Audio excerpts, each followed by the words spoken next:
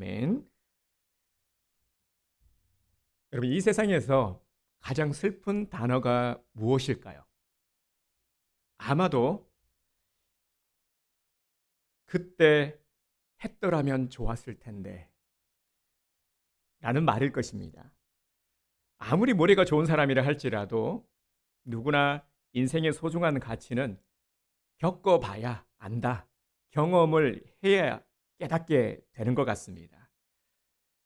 제가 좋아하는 시 중에서 류시와 시의 지금 알고 있는 걸 그때도 알았더라면 이런 제목의 시가 있는데요. 이 제목만 들어도 뭔가 이렇게 짠 와닿지 않습니까? 제가 간지에다가 실어 드린다라는 걸 제가 깜빡했는데요. 제가 읽어 드릴 테니까 시를 낭송해 드릴 테니까 잘 감상해 보시기 바랍니다. 제목은 지금 알고 있는 걸 그때도 알았더라면 이라는 제목의 시입니다. 지금 알고 있는 걸 그때도 알았더라면 내 가슴이 말하고 있는 것에 더 자주 귀 기울였으리라. 더 즐겁게 살고 덜 고민했으리라. 금방 학교를 졸업하고 머지않아 직업을 가져야 한다는 걸 깨달았으리라. 아니, 그런 것들은 잊어버렸으리라.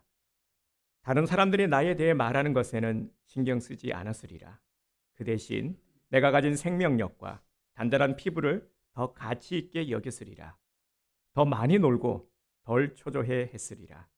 진정한 아름다움은 자신의 인생을 사랑하는 데 있음을 기억했으리라.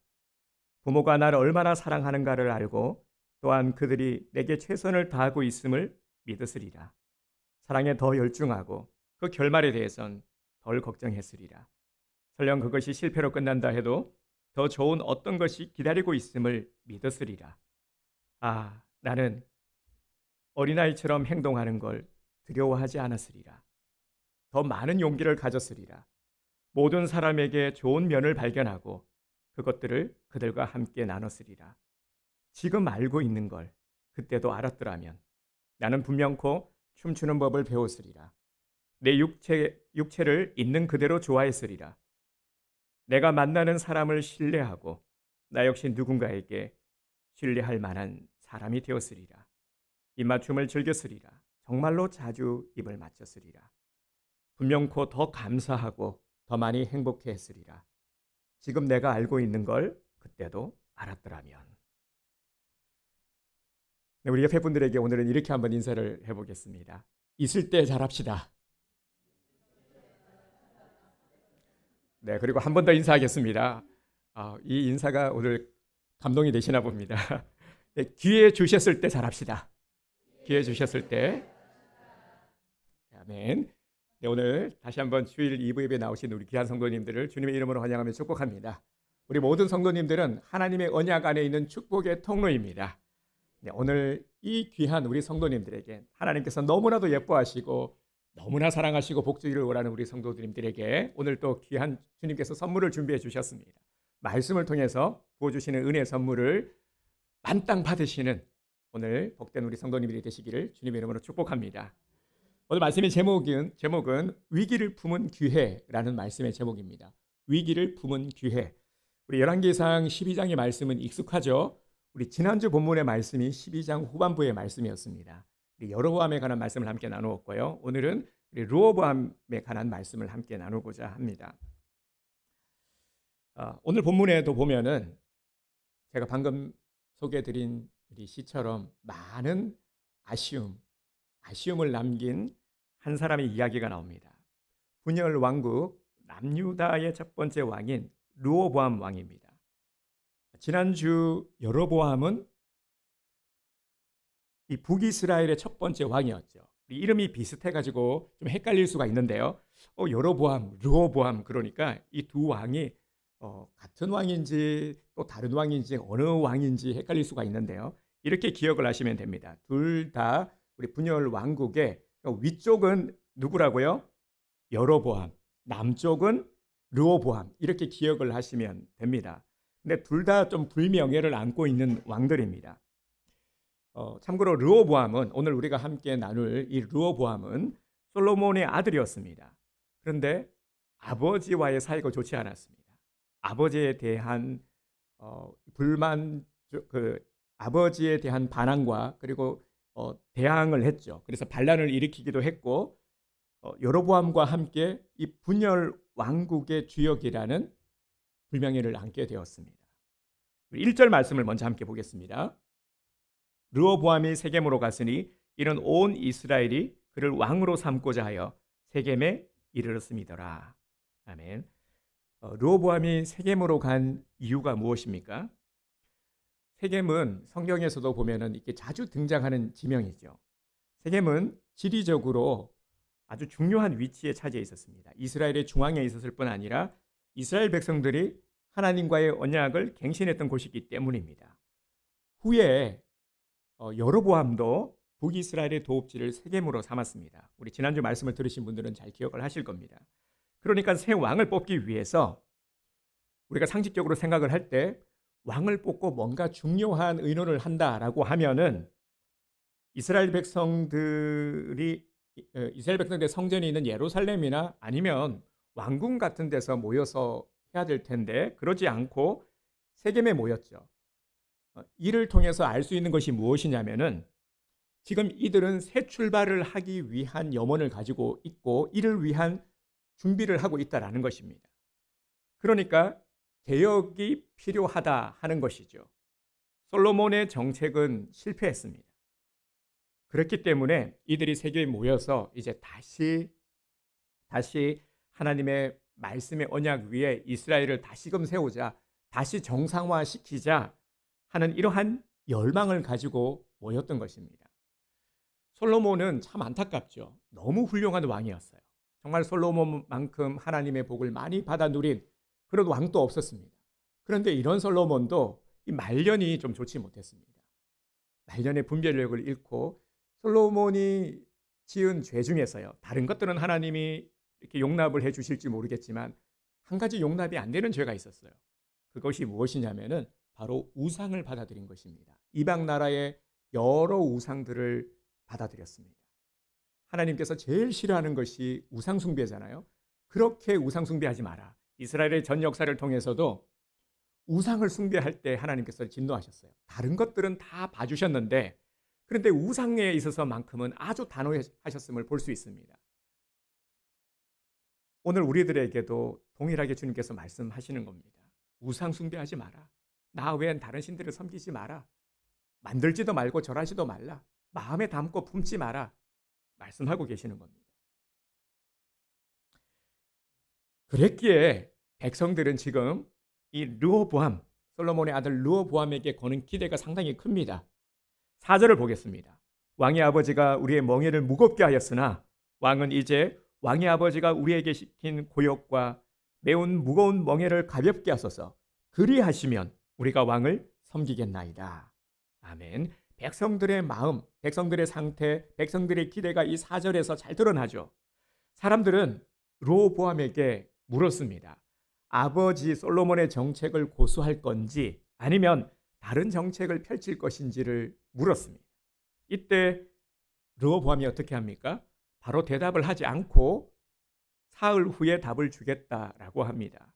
얼핏 보면 르호보암이 지금 이스라엘의 원로들과 함께 이 중대한 일에 있어서는 원로들과 의논을 해서 결정을 하려고 하는구나 하는 이런 신중한 모습처럼 보이지만 또 한편으로는 르호보암에게 통치 철학이 없었다라는 것이죠. 르호보암이 왕으로서 준비가 되지 않았음을 또 우리는 볼 수 있습니다. 사실 이스라엘의 11지파가 르호보암에게 요구하는 것은 이건 결코 무리한 요구가 아닙니다. 너무나 당연한 것이죠. 솔로몬 말년에 어떠했는지를 너무나도 잘 보여주는 말이기도 합니다.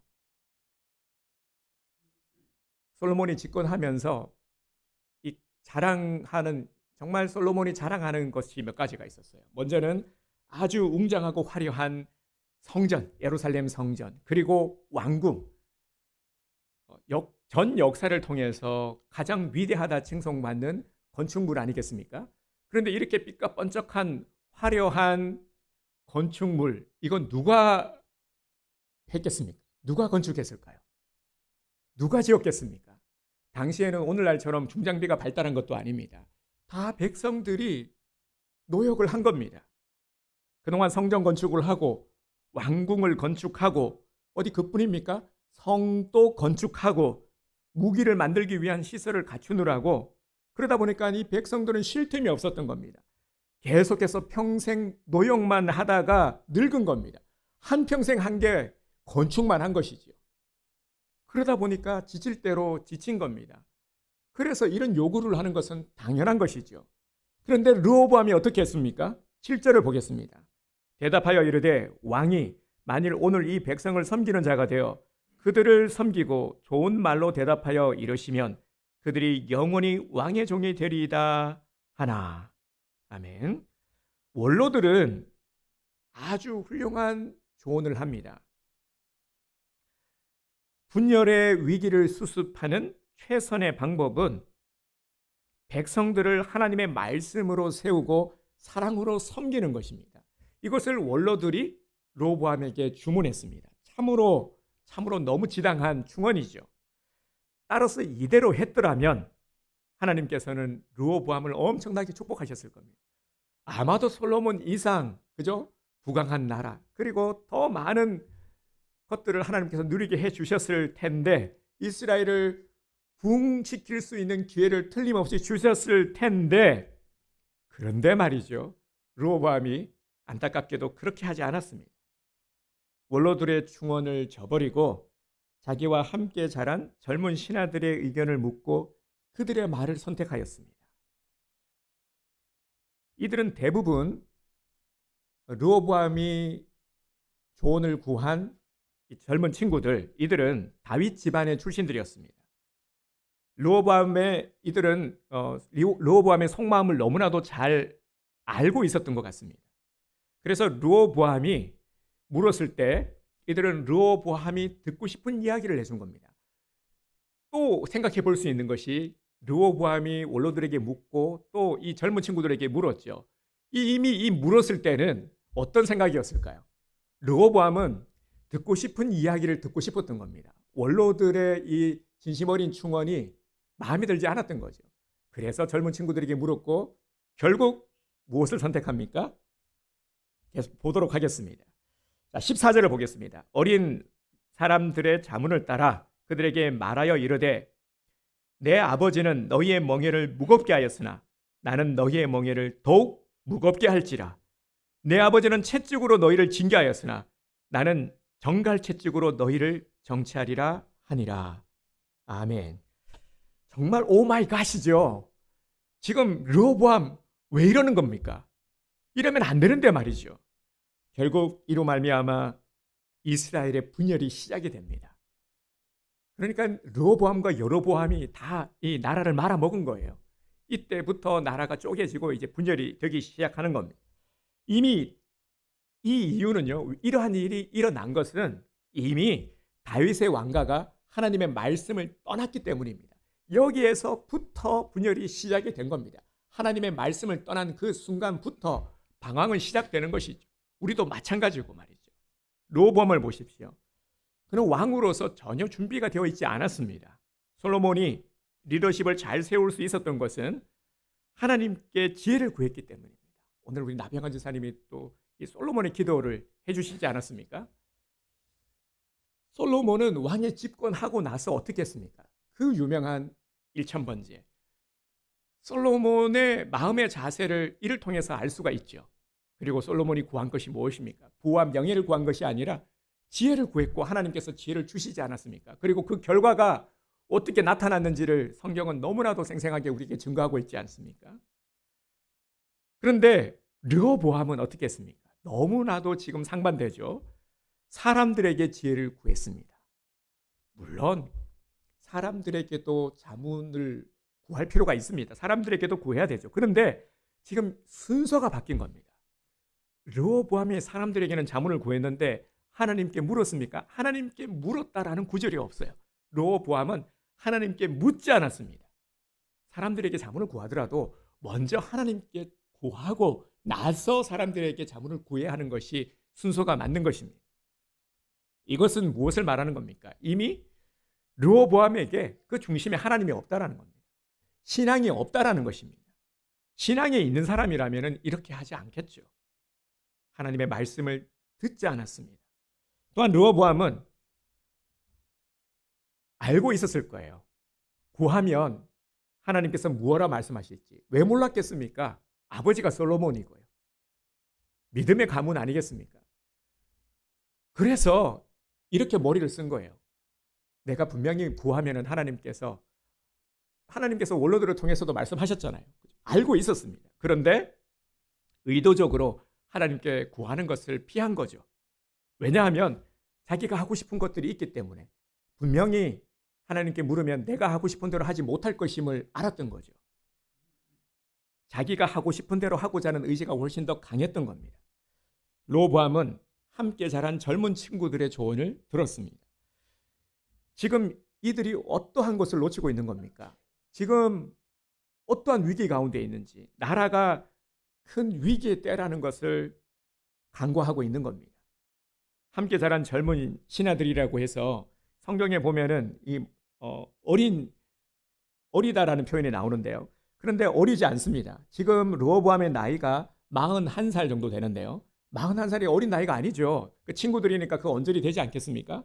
이들이 어린 나이는 아닌 겁니다. 그러니 그냥 비교적 젊은 사람들이라고 생각을 하면 될 것 같습니다. 정상적인 상황에서는 이들의 조언이 그래도 수용이 될 수도 있을지 모르겠습니다. 나라가 건강하면은 강력한 리더십이 수용이 될 수도 있지만 지금은 분열이라는 큰 위기의 상황입니다.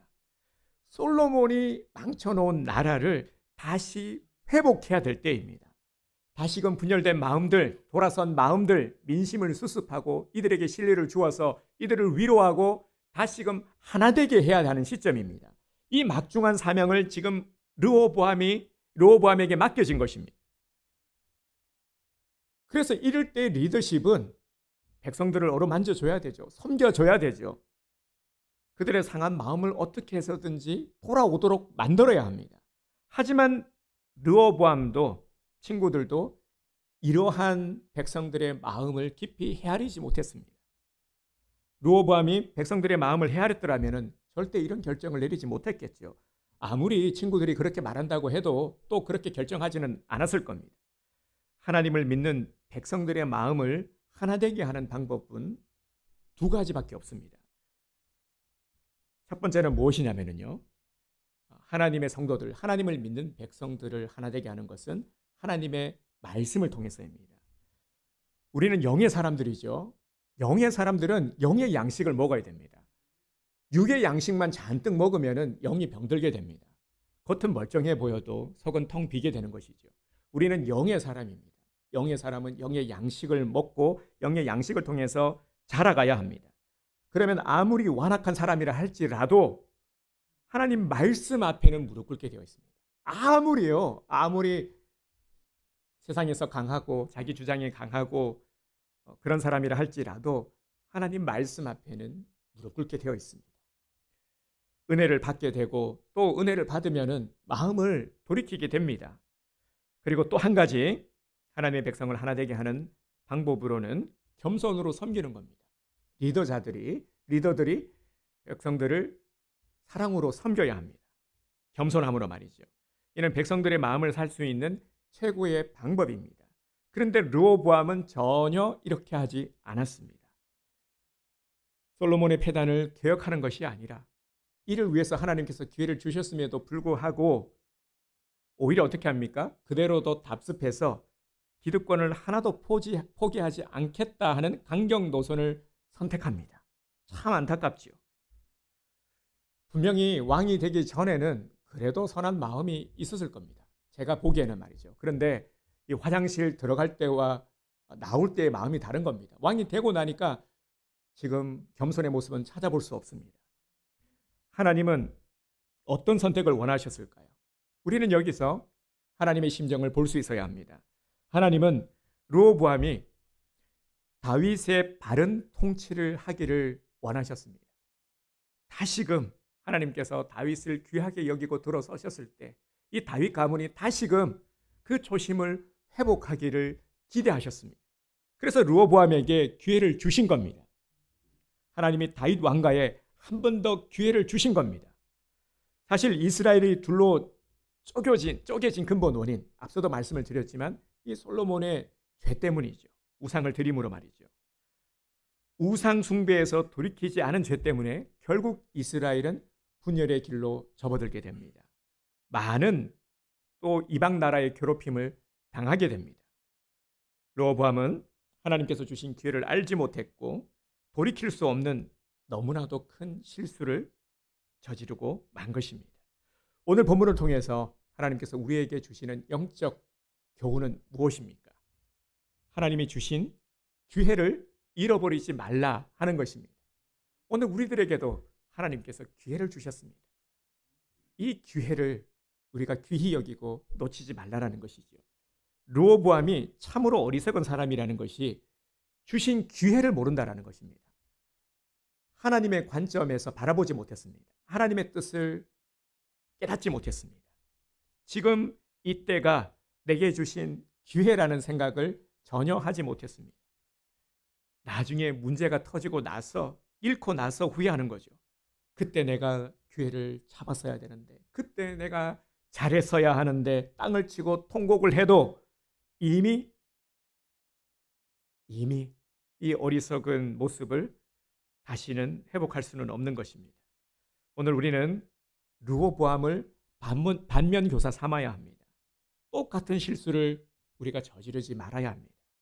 하나님은 오늘 우리에게 말씀하시려는 또 하나의 교훈은 바로 분별력을 가지라는 것입니다. 이 분별력이 우리에게 필요하다는 것이죠. 분별력 없는 신앙인의 모습은 참으로 위험합니다. 르호보암을 통해서 우리가 분명히 이를 알게 되죠. 르호보암의 뼈아픈 실수는 분별력을 잃어버렸기 때문에 나타난 결과입니다. 그는 지금 나라의 정세를 헤아리지 못했습니다. 그리고 백성들의 마음을 헤아리지 못했습니다. 무엇을 해야 될지, 뭐가 지금 중요한 것이고 뭐가 덜 중요한 것인지를 전혀 지금 분별하고 있지 못합니다. 뒤에 일어나는 일들을 통해서 고스란히 드러납니다. 그렇게 오늘 우리들에게 필요한 것은 바로 분별력입니다. 하나님은 우리가 분별력을 가진 신앙인으로 살아가기를 원하십니다. 오늘 우리들의 모습 가운데서도 분별력을 잃어버려가지고 정말 무엇이 중요한지를 놓쳐버려서 너무나도 많은 시행착오와 뼈아픈 고통을 겪게 되고 또 다 겪은 다음에 실패한 다음에 후회하는 모습들을 우리는 쉽게 볼 수 있고 또 경험하게 됩니다. 사랑하는 성도 여러분, 현대를 살아가는 사람들이 이 뒤늦게 후회하는 이유가 무엇입니까? 앞서 제가 시를 소개해드렸죠. 지금 알고 있는 걸 그때도 알았더라면. 사실 이것이 우리들의 마음 아닙니까? 우리 일부 예배 때는 시를 읽어드렸는데 다들 아멘 하시더라고요. 말씀 앞에서 아멘 해야 되는데 시 읽어드렸는데 아멘 해가지고 제가 깜짝 놀랐습니다. 그래서 우리 2부 때는 우리 성도님들이 분별력이 있으신 분들이라서 이게 말씀인지 시인지 근데 그만큼 공감한다라는 거죠. 이게 그죠? 얼마나 그죠? 이런 마음들이겠습니까? 사실 저도요. 얼마 전에 왜 그때는 몰랐을까라는 제목으로 글을 하나 써서 이렇게 홈페이지에 올리기도 했습니다. 제가 가끔 광고를 드리는데 한 번씩 들어가셔서 신앙의 에세이도 좀 읽어보시고 그러시기를 바랍니다. 관심 좀 가져주세요. 네. 네, 우리 그 유튜버들 보면은 구독 잊지 마세요 막 이런 광고 하잖아요. 근데 저는 한 번도 아마 우리 유튜브 채널이 있는데 구독해 주세요라는 광고를 한 번도 안 드렸던 것 같아요. 굳이 또 뭐 그런 걸 광고 드려야 되나? 그랬더니 다른 분들이 많이 구독을 해주시더라고요. 정작 우리 성도님들은 그렇게 구독을 안 하시는 것 같은데, 네, 그거 어렵지 않으니까 네, 구독을 해주시기 바랍니다. 아마 우리 성도님들도 지금껏 살면서 참 돌아보면 후회스러운 많은 기억들과 경험들이 있지 않을까라는 생각이 듭니다. 이 정도의 차이는 있겠지만 우리가 세상을 살다 보면은 종종 그때 그랬더라면, 그때 내가 그러지 말았더라면 이런 생각을 할 때가 틀림없이 있을 겁니다. 하지만 이런 후회는 이 과거의 것이기 때문에 더 이상 되돌릴 수가 없습니다. 참으로 안타까운 기억이지만 후회스러운 감정이 아직도 남아있지만 하지만 어쩔 수 없잖아요. 돌이킬 수 없잖아요. 그래서 슬픈 겁니다. 돌이킬 수 없음을 알기 때문에 안타깝고 후회스럽지만 이제는 어찌할 수 없다라는 생각을 하게 되면 슬퍼집니다. 우울해지는 겁니다. 그리고 이러한 감정이 오래가게 되면 현재의 모든 것들이 불안하게 느껴지기 시작합니다. 그러다 보면 앞으로 다가올 미래조차도 암담하게 느껴지는 겁니다. 하나님은 오늘 우리가 후회하지 않는 삶을 살기 원하십니다. 다시 이러한 우를 범하지 않기를 원하십니다. 그래서 우리 성도들에게 주신 은혜가 무엇이냐면 바로 분별력입니다. 분별력이 있는 신앙입니다. 사실 이 분별력이라는 것은 우리가 바른 신앙생활을 하게 되면 누구나 가지게 되는 하나님의 은혜의 선물입니다. 우리가 따로 지혜도 구하기도 하지만 자연스럽게 우리에게 생기는 것이 바로 분별력입니다. 여러분, 왜 우리가 싸웁니까? 왜 싸우고 다투는 겁니까? 집에서 부부간에 또 가족들 간에 혹은 우리 지인들과 왜 다툼이 일어납니까? 대부분 싸울 때 무엇 때문에 싸웁니까? 그리고 뭘로 싸웁니까? 막 그냥 치고받고 싸우지 않잖아요. 말 때문 아닙니까? 그죠? 말 때문에 싸우는 거예요. 분별력 없는 말과의 행동 때문입니다. 우리 이런 경험 아마 다들 있을 겁니다. 생각 없이 그냥 한 말이 그러려고 한 건 아닌데 툭 내뱉은 말 때문에 감정을 상하게 해본, 그래서 참 이게 수습되지 않고 그죠? 그랬던 기억들도 있을 겁니다. 없나요? 네, 있는 것 같은데, 네, 우리 신앙이 중요한 이유는 바로 분별력 때문입니다. 하나님이 우리 신앙인들에게는 누구나 다 이 분별력을 주십니다. 그렇게 신앙이 좋은 사람은 당연히 분별력이 좋은 사람입니다. 이렇게 분명히 말할 수 있죠. 분별력은 선과 악에 대한 분별, 참과 거짓을 구분할 수 있는 것을 말하는 겁니다. 이는 아이라고 해서 부족하고 어른이라고 해서 충분하다라고 할 수 없는 것입니다. 아이라 할지라도 분별력이 있으면 참과 거짓을 압니다. 그렇게 분별력을 잃어버리면 무엇이 옳고 그른지를 알지 못하는 겁니다. 우리에게 분별력이 이 중요한 이유는 먼저 해야 할 일을 알고 나중 해야 할 일을 알기 때문입니다. 지난주에도 선택과 결정에 대한 부분들을 말씀을 드렸는데요. 이 선택과 결정에 있어서 가장 중요한 요소가 바로 분별력입니다. 뭐가 우선이고 뭐가 중요한지를 알아야 바른 선택과 결정을 할 수 있기 때문입니다.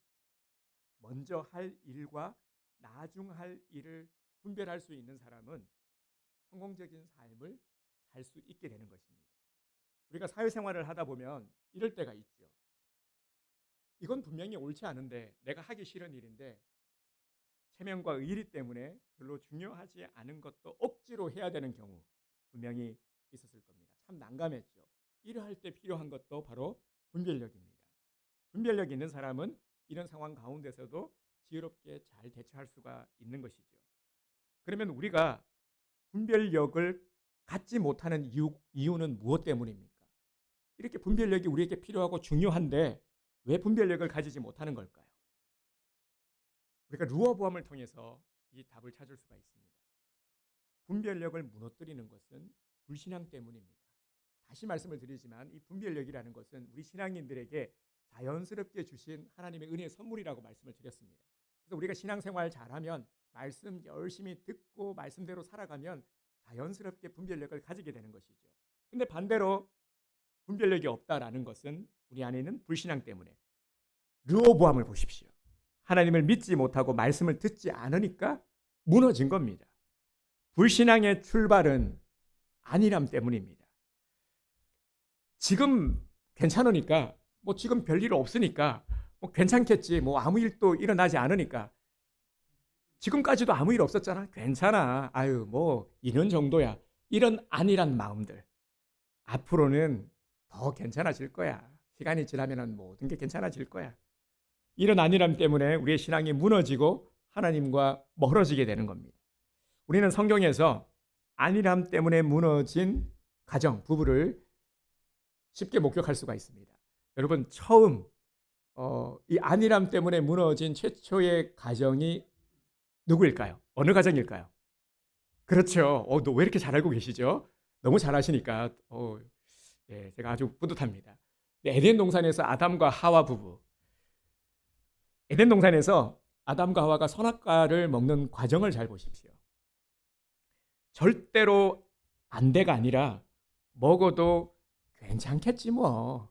괜찮아요. 괜찮아. 안일함이에요.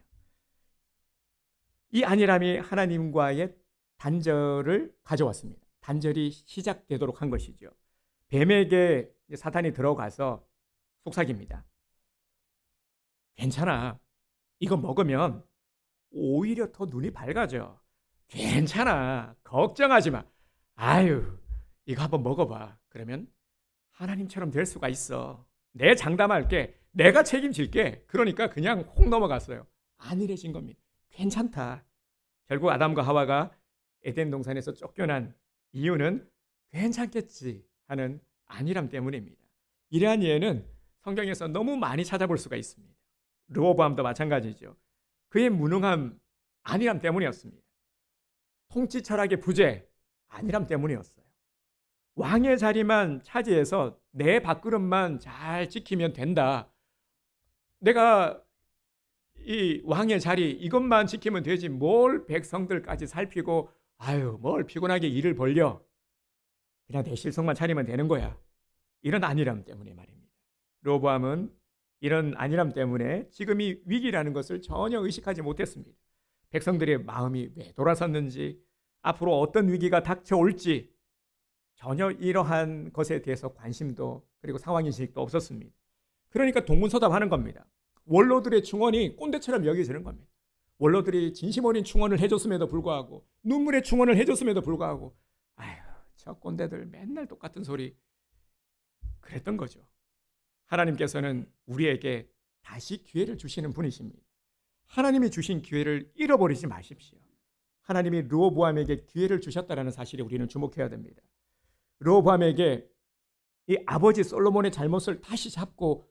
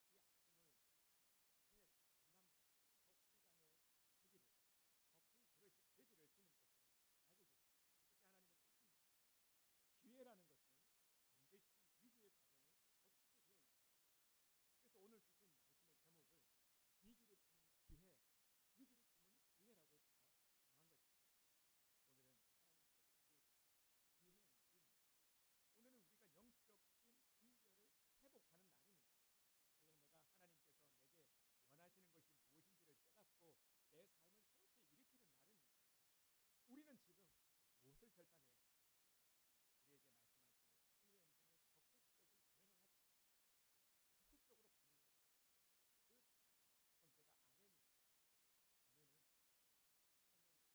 말씀을 받는 적극적인 자세를 나타내는 것이 우리 신앙의 고백입니다. 안타깝게도 우리가 르호보암을 통해서 얻게 되는 가장 큰 교훈은 르호보암처럼 하나님의 말씀의 길을 알자 하는 것입니다. 제가 보기에 르호보암은 하나님의 뜻을 알면서도 의도적으로 이를 거부한, 그래서 그 악한 사람이 하나님을 먼저 찾으시고 하나님께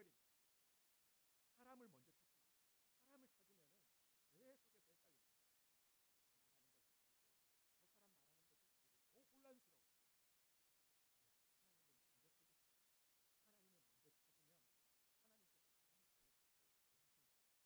사람을 먼저 찾지 말고, 사람을 찾으면은 계속해서 헷갈립니다. 사람 말하는 것이 다르고 저 사람 말하는 것이 다르고 더 혼란스러워. 그래서 하나님을 먼저 찾으시고, 하나님을 먼저 찾으면 하나님께서 사람을 통해서도 일하십니다. 내가 하나님을 찾아야 하나님이 일하실 수 있습니다. 사람에게 먼저 묻지 말고 하나님께 꼭 먼저 물으시기 바랍니다. 우리는 하나님께 묻는 것이 신앙의 습관이 되어야 합니다. 하나님을 먼저 찾으면 분별력이 생기고 지혜가 생깁니다. 하나님을 먼저 찾으면 해결의 길이 열립니다. 그래서 우리 이런 신앙의 습관을 한번 들여봅시다.